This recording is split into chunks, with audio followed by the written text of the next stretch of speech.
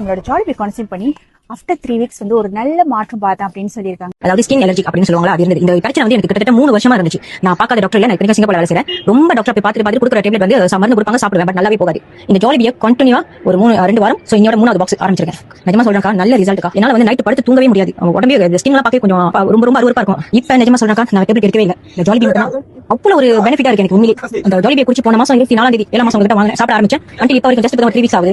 என்ன பாக்குறவங்க கேக்குறாங்க, முகம் வந்து நல்லா அழகா ஷைனிங் ஆயிருக்கு. முக்கியமா இந்த அலர்ஜி பிரச்சனை ரொம்ப குறைஞ்சிருக்கு. கஸ்டமர் என்ன சொல்லிருக்காங்க அப்படி பாத்துக்கிட்டீங்கன்னா, அவங்க வந்து நல்ல மாற்றம் பார்த்தேன் அப்படின்னு சொல்லியிருக்காங்க. அவங்க ஸ்கின்லயுமே சரி, அவங்களோட ஸ்கின் அலர்ஜிக்குமே சரி ரொம்ப நல்ல மாற்றத்தை பார்த்து அவங்க சொல்லிட்டு இருக்காங்க.